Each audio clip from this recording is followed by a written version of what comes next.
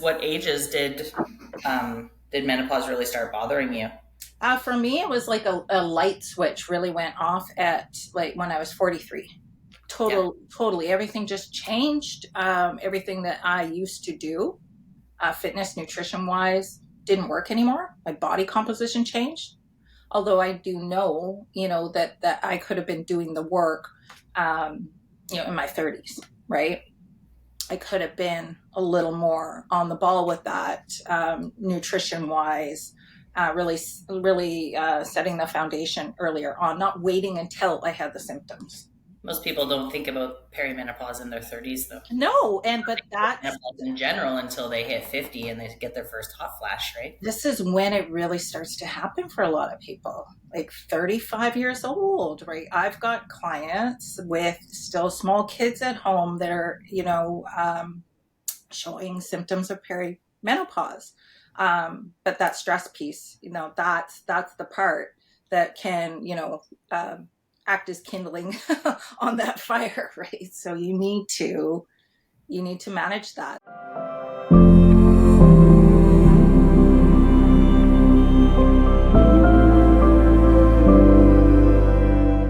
Welcome to the Beyond Wellness podcast. I'm here with Natalie Bedard, functional nutrition and metabolism coach, specializing in menopause and perimenopause, I guess, too. Hey. All of that, yes. Yeah. How are you doing today, Natalie? Really good. Got my tea. I got my Joe Dispenza tickets. Thanks for waiting for me. So I'm happy. I'm good. Yeah. Yeah. So when we were chatting before, you had mentioned with dealing with menopause and perimenopause symptoms, that regulation of the nervous system is really the most important part. How has regulating your nervous system first helped you during your menopause journey? And,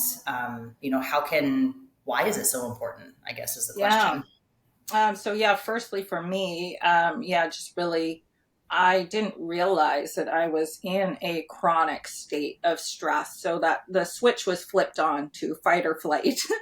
And I was more fight, so I was just stuck there. And that's kind of like thinking about running your car down the highway in first gear. If you had a standard, going 100 in first, just think about that, right? So emotionally, energetically, all the systems of your body are, pushing at that velocity. It's not okay. Eventually something's going to break down, right? So that's sort of where I was at. And then I did break down. Yeah. How did that show up for you? That showed up for me as, so I already had chronic kidney disease, which was really related again to childhood stress, childhood trauma, right? And then that shifted into thyroid disease. So Graves' autoimmune disease, thyroid eye disease, it was manifested in my eyes. I had urticaria, rashes. I was allergic to myself is essentially what was happening. Yeah. So hot mess. And so is that where you started? Nervous system regulation? How did you kind of pick yourself up and decide that's where you needed to go? Yeah. I think the big shift for me happened at pursuing yoga and really realizing that I would come out of a yoga class and it wasn't even about the asanas. It was about the breathing and the mindfulness piece and how I could feel a difference in my body. My inflammation would reduce. And so then I pursued yoga teacher training and we went, so much deeper. So down that rabbit hole into meditation, into understanding the systems of the body. So my yoga teacher, Friction Yoga, Colin, was a med student. So she was a nurse. She really came at it from that perspective of really making sure we understood the systems of the body and what was happening. So that was like an aha moment for me. Yeah, I guess, I don't know. I don't think a lot of people understand what the nervous system actually does and how it plays a part between, keeping everything moving and going, but then at the same time, how stress keeps you at such an elevated level with the fight or flight, that our bodies aren't supposed to be in that state for so long. And then when they are, they start to break down. And I did hear this thing the other day where basically if a rabbit were to stay in that fight or flight, like run away or you're going to get eaten, it just basically dies because it's, it's I not feel like it supposed to was be pretty damn there. close. It, Yeah. it just takes us so much longer, I guess, to get to Hmm. that point. But Hmm. yeah. Yeah, So absolutely. then, So, yeah, the nervous system, you have to think about like the systems of our body, how all of our internal processes work, how we respond to our environment, right? right. And then that determines like our immunity and, where we're headed towards or away from disease. So, regulating our nervous system is where we can get into homeostasis. That's when all the systems of the body, everything is working as it should. And I didn't know what that felt like because I was so used to feeling bad that Right. it became normal. So gradual, little bits at a time, and you just are too far gone, right? Mm-hmm. Right. So then so we can understand that being in an elevated state of stress and your nervous system being dysregulated can lead to disease, Mm-hmm. or disease. But how does it play a part, like when your body starts to change in that perimenopause stage or when you're entering menopause, how does the nervous system play a part in that? Does it just like make you Yeah. something So, worse or does it create more issue? yeah, it does. It creates more issues. It does make it worse. Our hormones are already, when we go into perimenopause, menopause, can think of it like a roller coaster, right? Um, And so when our nervous system is dysregulated, that affects those hormones as well. So specifically in menopause, think of the hypothalamus is directly affected. Um, and so if we aren't doing anything to regulate that, then it's like throwing kindling on the fire and here we go, right? So it's just a much bigger fire. It's everything to, the 10th degree or more. So symptoms are going to be worse.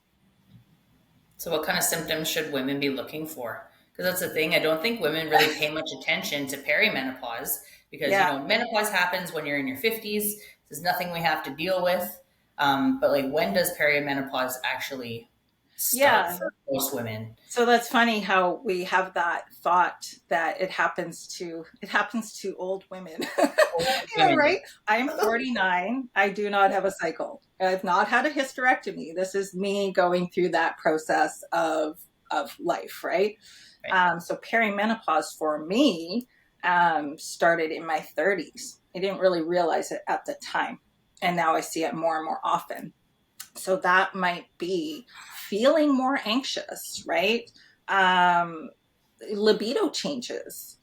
Um, for me, and it's different for everybody, right? So Right. I like to say that we're bio individuals. So it's not like, here's the symptoms that you're going to experience, because it really just depends on the individual. Mm-hmm. But hot flashes, and again, that's different for everybody too, because I had the concept that a hot flash was soaking wet, soaking wet, like it was not my grandmother's hot flashes. For me, it was like, if you think of the Incredible Hulk, like, oh, yeah, that surge of like, I've broken zippers to get out of my jacket because I couldn't zip it It starts underneath. inside, right? It So starts it like was this like this deep. flushing feeling. There was no sweat involved in that for me. So for everybody, it's going to be different. So I didn't really know that that's what it was. I had no idea that I was having hot flashes, and I was. Yeah. Yeah. Because is it on average that perimenopause starts 10 years before, like, basically the first day that your period is done? Yeah, and like for everybody, it's different, right? So I try to really pay attention when I'm talking with clients. So what is going on for them? And so, we'll track their biofeedback. We figure out what is going on for them. So Okay. for me, it was far different than, other people I know that are my age or older.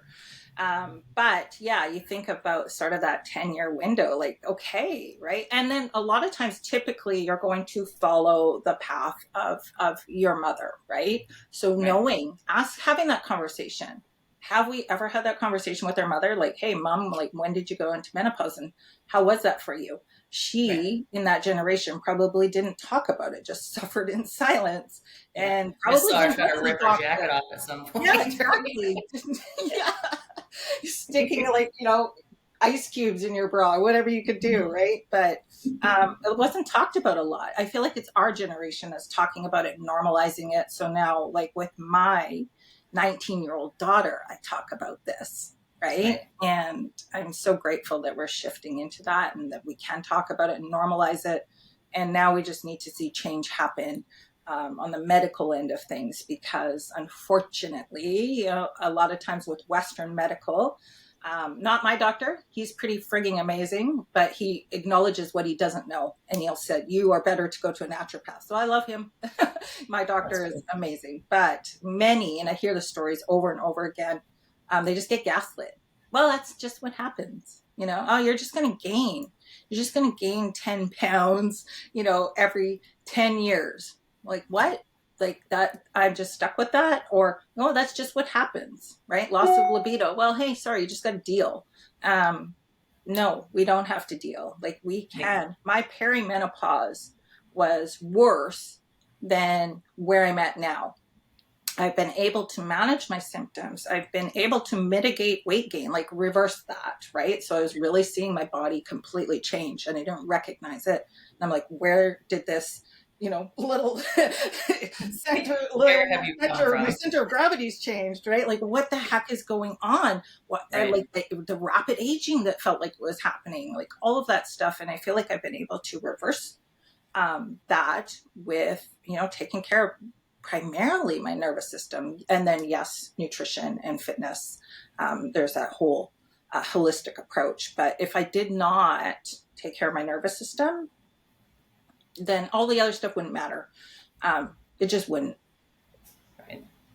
So where let's get into so you said the three things: nervous system regulation, nutrition, and Mhm. exercise. Can we just touch base on these and like what are your main suggestions in each category kind of idea? So for nervous system regulation, so I talk about this with my clients all the time. And so I work specifically with menopause clients. When they come to me, I meet them where they're at. Typically, they're coming to me because they're unhappy in their body. It's not even so much about the symptoms. They just want their body back. They want to lose weight. That's where they're at. So I'm going to meet them where they're at. But then oftentimes they're like, okay, like, why are we talking about stress? But I'm right in there. As much as I'm a coach that works on macros, I help women figure out how to eat balanced, balanced nutrition. So getting the micronutrients they need, getting the protein that they need that is far more than they think they need. And the carbs and the fats. Ooh, carbs. So a lot of women are afraid of that too. They're like, you want me to eat how much protein? And you're telling me to eat carbs. And I'm like, yeah, hell yes, I am. Yeah, We indeed. need to upregulate that metabolism. So that's one thing that I focus on. But then always at the same time, I'm asking them about stress and I'm asking them to please pursue parasympathetic activities. What does that mean? Anything that really brings you joy, brings you to present. It's going to be different for everybody. I like to go to yoga. I like to practice breath work, meditation, time in nature. For somebody else, it might be dancing, it might be Zumba. I hate that. I hate Zumba. I can't dance, man. It's not my jam. But for somebody else, that's just like, they're just in present. They're just so happy. They love it. Great. Maybe it's art, maybe whatever it is, time with loved ones, whatever just brings you to present, makes you feel happy and joyful. And it almost feels luxurious, like self-care. Not that it's expensive, but that you normally wouldn't do it for yourself. Please start integrating that into your week. And for a lot of women, we are caregivers. It's easy to give to others, not to ourselves. So I'll even start with like, can you pick one day a week where you're going to do something special for you, right? Getting your nails done, get a massage, all about that sort of stuff, or the Zumba, whatever For the works, right? Zumba. Yeah. Yeah. I found craniosacral has helped me a lot lately. I've heard some really good research about that in Yeah. regards to managing the symptoms of menopause as well, right? Yeah. And activating the parasympathetic nervous system. So. I'm down for trying that. Okay, so when it comes to basically simplifying it all, do something for yourself and do Yeah. something that makes you happy. Yes, happy, Yeah. joyful, present, right? So Acknowledging just we though got what all the does wheels stress you going. out What's that? and acknowledging what does stress you out and Yeah, absolutely. Being aware, noticing and naming, right? So it's right. not about burying stuff. That you can incorporate journal exercises for that as well, right? Sometimes we're not even aware of what's going on. How do we talk to ourselves? What are our belief systems? What are the things that come up for us that we're repeating, right? Where are we really being negative or harsh towards ourselves and sort of shifting towards loving kindness? And that's where that self-care piece comes in. It's like, oh, I'm nurturing myself. Like I'm being loving and kind to myself. Yeah. Super important. Okay, so you mentioned food. You started Mm-hmm. mentioning macros Yeah, and yeah. protein. So why is eating more protein and then balancing that with your carbs so important? Yeah, so a lot of women, again, most of them that I see are under eating. So what they're doing is they see their bodies change.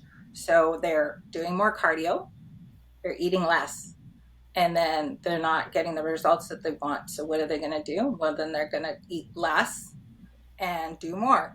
And now what they're doing is really causing nutritional stress. They're ramping up that cortisol. They're getting the opposite of what they want, right? Again, fanning the flames of what's already going on, that inflammation and everything that's going on in the body.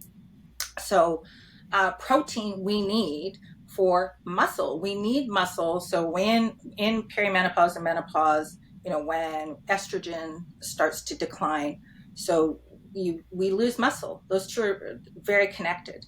So as we lose muscle, then our body tries to help us to create more estrogen by storing fat. So our bodies are really, miraculous in how they work, but it's not in the way that we wanted. It's not really serving us, right? We're like, yeah, I'm okay thanks, with body. my Right. So protein, we need that to build muscle. Muscle is an endocrine organ, right? So it's going to help balance that hormonal shift. It's going to help with our immunity. It's going to help keep us strong and mobile and able to do things as we age. And so strength training is critical, right?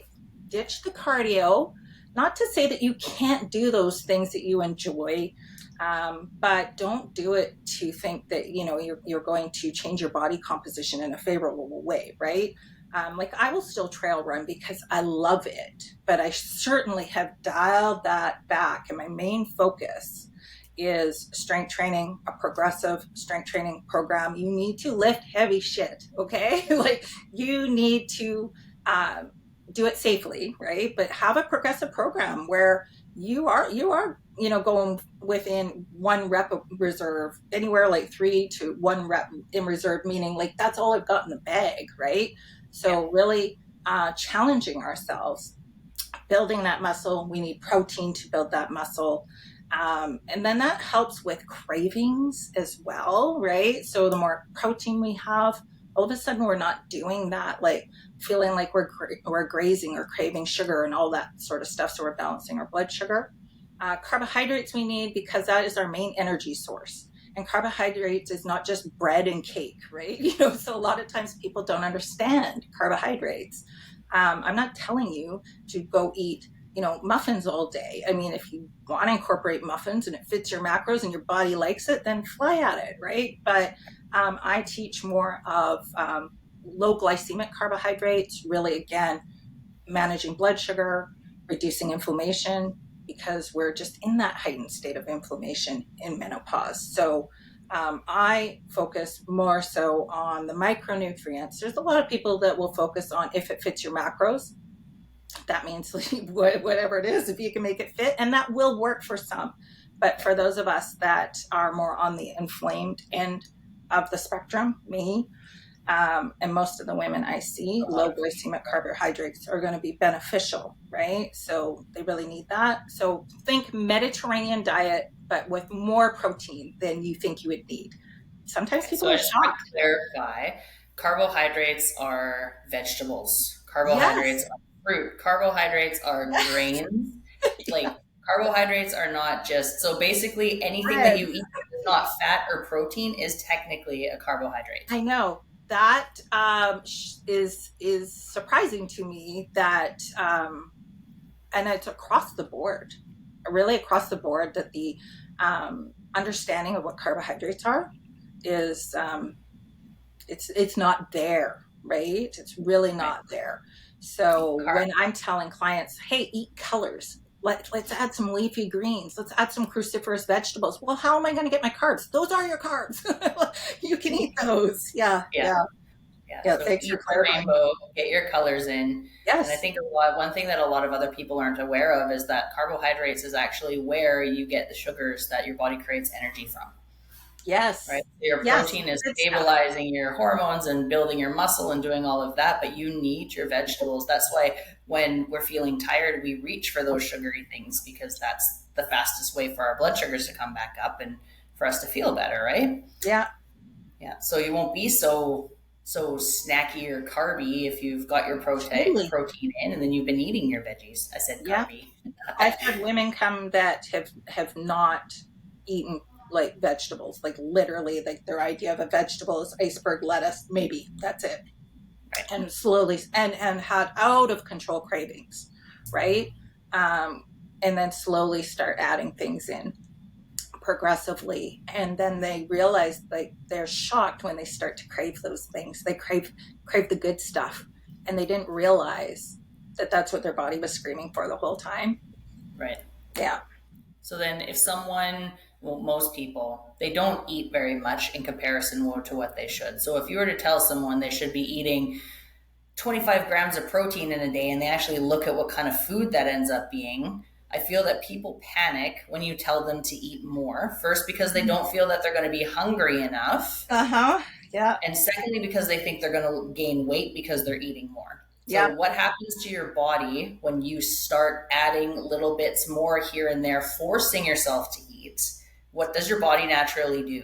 Yeah. So we're up regulating the metabolism at that point. So a lot of times I'm reverse dieting people in, meaning I figure out what their maintenance is. Usually that brings some people to tears, because they might be eating 1,000 calories a day, and I show them like, hey, your maintenance calories are like 2,500, and they're like, oh no, hell no, no way. They're so afraid of food. Yeah. So I ease into it to show them, first of all, like to mitigate weight gain, and then to just show them like it's safe to do this, right? And so they ease into it, and then they're like, oh my gosh, they start losing inches. Their energy is great. Their hair, starts to shine and fill in. Their libido comes back. Just like all the good things, the whole rainbow comes out, right? They're just like, I didn't know what I was missing. So yeah, we're upregulating the metabolism, and I like to keep women in maintenance as long as possible. I feel like we should live there. A lot of times people are living in a deficit for so long, Yeah. um, that again, that's why it's not working. So they're down regulating everything, down regulating their hormones. They're not seeing positive change in their body composition, and they just pretty much feel like trash, right? So most of the time I'm reversing or starting somebody in maintenance, and then they learn that it's a safe place to be. A deficit is really only for seasons. It should not be something that we do for a long time, but there's women that have been doing this for decades, so Right. think about that, right? Right.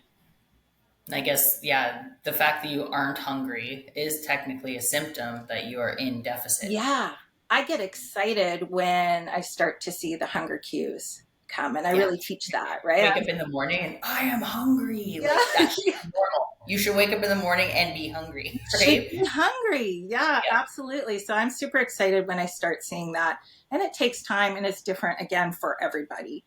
Right. Um, and there's always so many layers to this, and there's so many conversations that we could have, right? There's a lot of other stuff going on. There's a time when I'm going to be looking at labs and making decisions.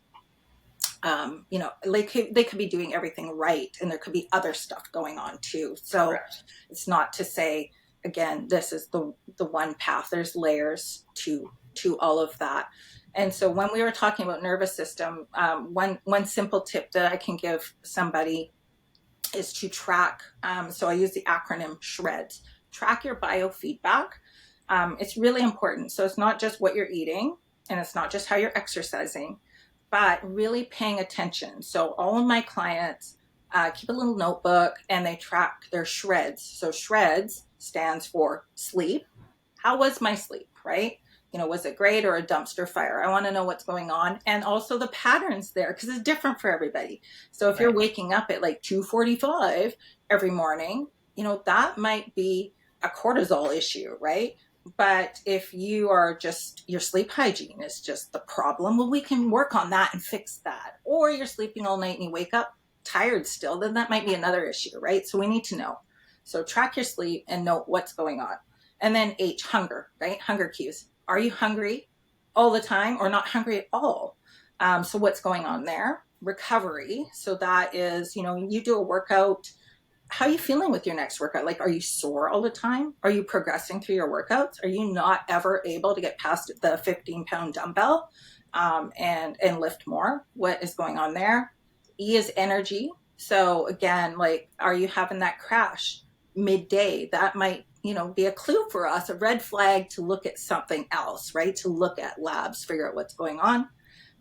D, digestion. That's a big one. Super important. Being a nutritionist, that's all I ask people. That's all. Did you poop? Yeah. Is anything coming out today? So yeah, digestion, bloating, all of those things that we've, like, a lot of times people think it's just normal to go, the washroom, once every other day, or it's okay, normal to be bloated every time I eat, or have gas all the time every time I eat. No. So just for the record, however many times you eat, something should come out. So that's at least meal in and meal out. Yes. That blows people's minds. I know. Yeah. I know. My husband always thought there was something wrong with me. I'm like, no, I got this dial. Meal in, meal out. It should be that way. Absolutely. And then back to SHREDS, the last S is stress. So I have them track that. And that, if all of those things are good, you're ranking them 1 out of 5 and they're all really good, then you should be in homeostasis, right? So a lot of times I'm not changing a client's macros, not adjusting their nutrition. I'm addressing which of these SHREDS is on fire right now. And there's usually 1, 2, or more, right? So paying attention to that and really honing in on that, and not thinking I need to exercise more or eat less. But if you can just really pay attention to that, that can make a huge difference. And so one thing also that you mentioned was you said 25 grams of protein, which kind of made me laugh, because most of my clients, drum roll please, they're eating either, 0.8 to like 1 gram of protein per pound of body weight. I've got a lot of ladies 50 plus eating 160 grams of protein a day. That's a lot. It is a lot. So, like my rule of thumb typically, and it depends, because we're talking about what their maintenance calories are, what their weight is, what their goal weight is, all that sort of stuff. But think about 30 grams of protein, generally speaking, per meal, right? If you could do that, plus your snacks, right? So for me to hit that myself, I would always miss the mark, because I used to be somebody that would wait until I was starving to eat, and I didn't have the hunger cue until later in the afternoon. So I wouldn't even eat in the morning, and I was chronically dehydrated. So it's pretty bad. So I try to get 30 grams of protein within 30 minutes of waking, sort of my rule of thumb. And then try to really front end load that protein. So if you can get that protein in, like if you could do nothing else, I would start with that, is like ramp up that protein, hydrate. We're chronically dehydrated, right? So usually I'm saying half your body weight in ounces of water per day. And then that's going to change for individuals. And usually I recommend a good electrolyte with that. So, or Himalayan salt, Celtic salt, sprinkle it in, enough that you can't taste it, but just a little bit, right? So salt's not the enemy. And then start lifting, right? Lifting heavy weight. And then, of course, the parasympathetic activity. Find something, even if it's just book ending. So in the morning, where you pay attention to your breath. That's sort of where I will start with somebody a lot of times is, hey, how are you breathing? Most of us are breathing through the mouth and we're only breathing to here. So that makes us feel anxious, right? So we're almost like hyperventilating. So if we can breathe in through the nose and imagine expanding the rib cage and really breathing into the belly and just having a few of those breaths in the morning and then do it again at night, if that's all you could start with, it would be really helpful for getting you into that parasympathetic state. So it's baby steps. There's a lot of information out there. You start with what you think you can do, that you like, I can do this, and don't shoot for the moon right away, and then just build habits over time. Right. I just want to pop back to when you were talking about shreds. Mm-hmm. You talked about recovery, and like, it's not normal to go to the gym and feel sore all the time and feel more tired than Right. what you did before you got there. Can you discuss a little bit about how, like with menopause, sometimes you've got to dial back a bit, how the cardio and why it's not 100% the best thing for you, why lifting heavy weight is so much better, obviously because it creates the muscle, but how a proper recovery period kind of plays into first down regulating the nervous system, but also in like your body coming back down to that homeostasis Mm-hmm. of recovery. Yeah. So in cardio, especially high intensity cardio, that hit stuff, right? Where we're Yeah. really pushing and we feel like the objective is to sweat and to hurt really badly the next day. Like that's a lot of times people don't think they worked out. I haven't had a good workout if I'm not like, Because I'm dying. yeah, unless I'm dying. I'm like, no, that's not it. I don't recommend any workout strength wise that is beyond 45 minutes. Get Mm-hmm. in and out, right? Do not do these 2 hour dragging these things out in the gym. 45 minutes of a very concise strength training. So cardio, we're already in an inflamed stress state, right? So if we are really just pushing that, we're just, again, ramping up that state of stress and that state of breakdown. We're not building muscle. So we're just going backwards. I always recommend walking. Like if you were talking fat loss and we're talking nervous system regulation, focus on steps. Get out and walk, right? Or get on I don't care how you do it, ideally in nature, because that's sort of got a 1-2 punch of really regulating the nervous system. But if you go out and walk around your block, or if you're on a treadmill, a lot of the ladies that I coach buy these walking pads so they can use them at work and they're getting their steps in. So I would definitely focus on walking and the recovery portion. Like you were saying, if we're constantly pushing, we're just in that state of breakdown and we're not getting that recovery. And then we're more likely to experience injuries, right? So if we're not building muscle, in fact, if we're under eating and we're doing a lot of cardio, then we're losing muscle, right? So we're not building it. So very, very important to focus on that, to build the muscle, because that's also going to help us with our hormone balance, right? If we're losing muscle due to estrogen, going in the opposite direction of where we want it to go, the muscle goes with it. And then we're just chasing, trying to chase the hormonal cascade, and it's not going to work. So building muscle will help regulate those hormones. It's quite fascinating, really. So that should really be the focus.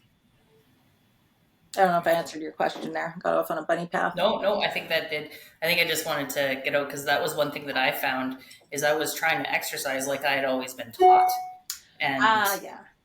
it wasn't working anymore. And I found that I feel better, that I get better results, and that my energy levels are higher when I do less, and I actually have more days in between going to the gym Yeah.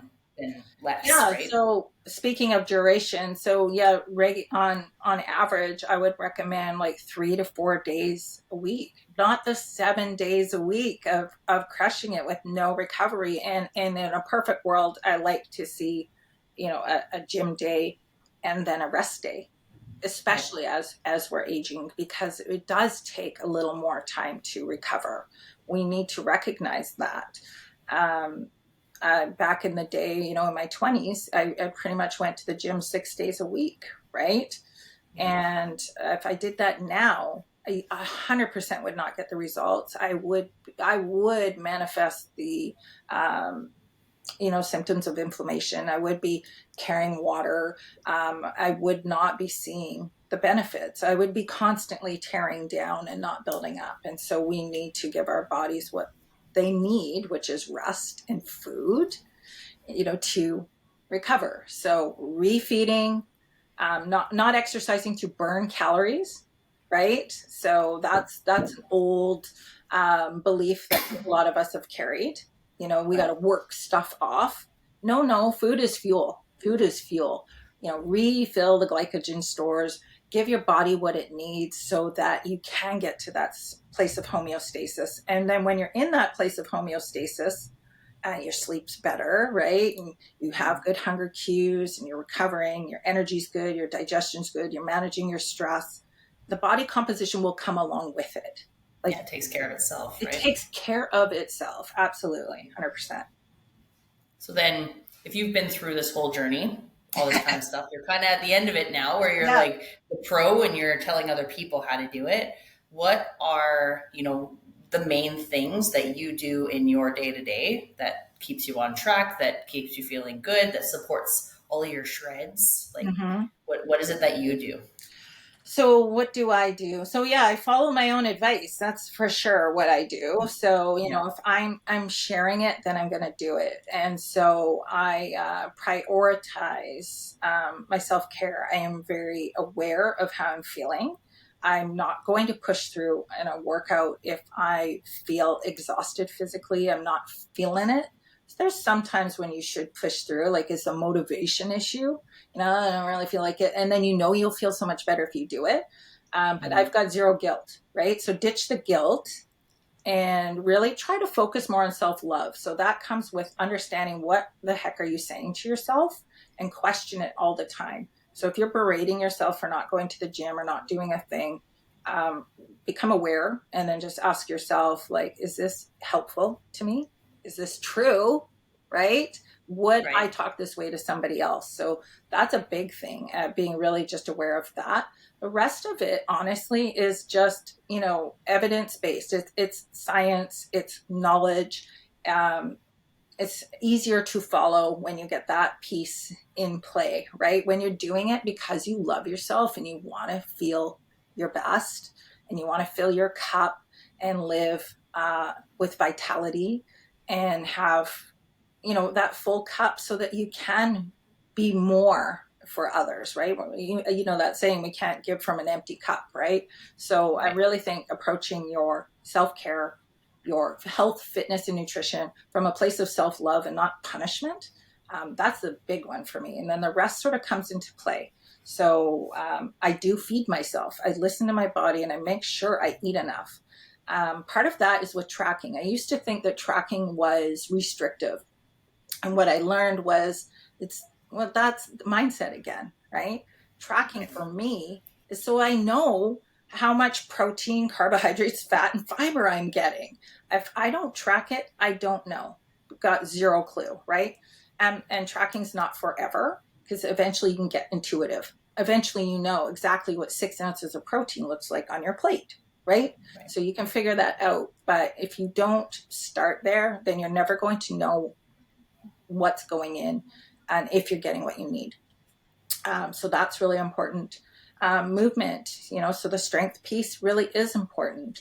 And having a support system, right? So not feeling like you're alone. So wherever you go, to have like minded people in your corner. So, such as like a place like yours, such as Wellington Natural Health, right? If you're going there, you're going to be surrounded by people who are all pulling in the same direction. I think it's important to have a team. It's really important to have a wellness team. It's very hard to do on our own, right? And there's lots of ways to do that that aren't terribly expensive, but like find your community, find your people, even a friend, right, that might be on the same path as you, but try not to do it alone. Get that support for sure.